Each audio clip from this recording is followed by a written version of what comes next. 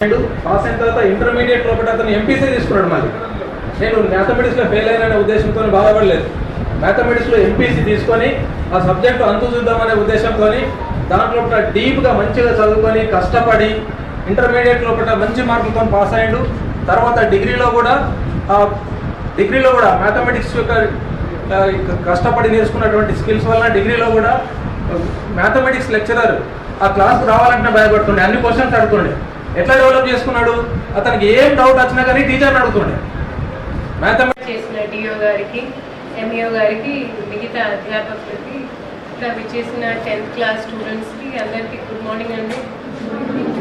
So ఎంతమంది బాధపడి ఇంట్లో తిట్లు విని వచ్చారు. తిట్లు వినడం సహజమే. బట్ మనం చేయాల్సింది మన పేరెంట్స్ కోసం. ఎందుకంటే పేరెంట్స్ మన కోసం ఎన్నో కష్టాలు పడతారు. ఇప్పుడు పిల్లల్ని ఇంత దూరం ఇంత ఎండాలో పంపడం అంటే ఒకసారి వాళ్ళతో అడగండి. స్పెషల్లీ ఆడవాళ్ళని ఎంత కష్టపడి పంపాల్సి వస్తుంది. సో మీరు కొన్ని మార్క్స్తో వెనకపడ్డారనేది పర్వాలేదు. అది ఎవరు కూడా మీ మస్తిష్క మీద మీ ఫేస్ మీద ఎవరు రాయరు. అది శాశ్వతంగా ఉండదు. సో మీరు మంచిగా చదువుకుంటే తప్పకుండా June 4th నుంచి కదా మీకు ఎగ్జామ్స్. సో మీకు ఆల్మోస్ట్ 20-25 రోజులు ఉన్నాయి. కష్టపడండి, కష్టపడాల్సిందే. కష్టపడకుండా ఏదో షార్ట్ కట్ దొరుకుతుంది. అయితే ఇక్కడ ఉన్నాము, డిఓ గారు చెప్పినట్లు వారు ఒక ఫ్రెండ్. ఇప్పుడు అక్కడ ఒక ఫెయిలియర్ని మళ్ళీ సక్సెస్కి స్టెప్పింగ్ స్టోన్గా తీసుకున్నారు. మేము కూడా అంటే నాకు ఐఏఎస్ అంటే ఐ రోడ్ 2 attempts. ఫస్ట్ అటెంప్ట్లో నేను ఫెయిల్ అయ్యాను. నేను ప్రిలిమ్స్ కూడా పాస్ అవ్వలేదు. బట్ కొంతమంది ఇంకా ఉన్నారు. ఆయన ర్యాంక్ 3. ఇప్పుడు ఆయన పల్నాడులో జాయింట్ కలెక్టర్గా ఉన్నారు. సో ఫెయిలియర్ అంటే అందరు ఫేస్ చేస్తారండి. నేను కూడా ఇంజనీరింగ్ నాకు ఇష్టం లేకుండే, బట్ సర్లే ఫస్ట్ ఇయర్లో ఐ వాజ్ సమ్ 4-5 పాయింట్. దాని తర్వాత నాకు ఓకే కొంచెం తెలివి వచ్చింది. మనకు మంచి మార్క్స్ ఉండాలి.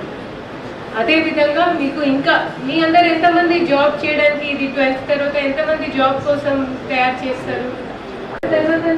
కాలేజ్ కోరా సత్వానా చాలా చరిత్రాత్మక ఉన్న యూనివర్సిటీస్ ఉన్నాయి. NG college. సో మీరు అక్కడ మీకు ఒక సీట్ దక్కాలి అనేది మీరు ట్రై చేయాలి. అప్పుడు మిమ్మల్ని ఎవ్వరు అడుగురు మీకు 10th ఎన్ని మార్క్స్ వచ్చినాయి, మీరు సప్లిమెంటరీ అటెండ్ అయ్యారా లేరా. ఇప్పుడు నాతో ఎవరు అడగట్లేదు కదా నేను ఫస్ట్ అటెంప్ట్లో ఫెయిల్ అయ్యానని. ప్రతి ఒక్కరు చూసేది ఏంటంటే ఫైనల్ డెస్టినేషన్. మీ ప్రయాణంలో కొంచెం ఇటు అటు కావచ్చు, బట్ మీ గమ్యం ముఖ్యం. ఓకే, ఇంకొక పర్సనల్ సజెషన్, మీరు క్లాస్కి వచ్చేటప్పుడు కొంచెం మార్నింగ్ అర్లీగా లేవండి. నైట్ టైంలో ట్రై టు స్లీప్ బై 9-10 అలా. ఎంతమంది దగ్గర స్మార్ట్ ఫోన్స్ ఉన్నాయి?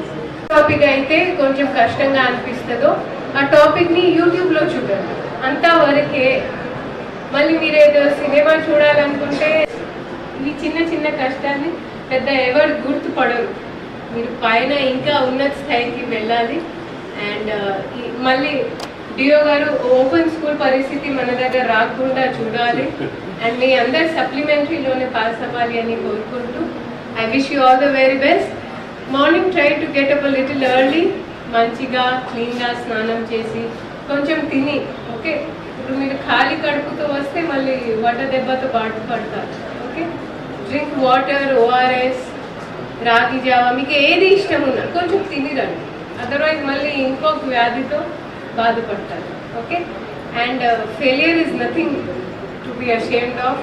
ఓకే, మీరు సప్లిమెంటరీలో మీకు మంచి మార్క్స్ అవ్వాలి అని కోరుకుంటూ మళ్ళీ ఒకసారి మన విద్యాశాఖ ఆధ్వర్యంలో డిఓ గారికి, ఎంఈఓ గారికి వారికి అభినందన తెలుపుతూ ముగిస్తున్నాం.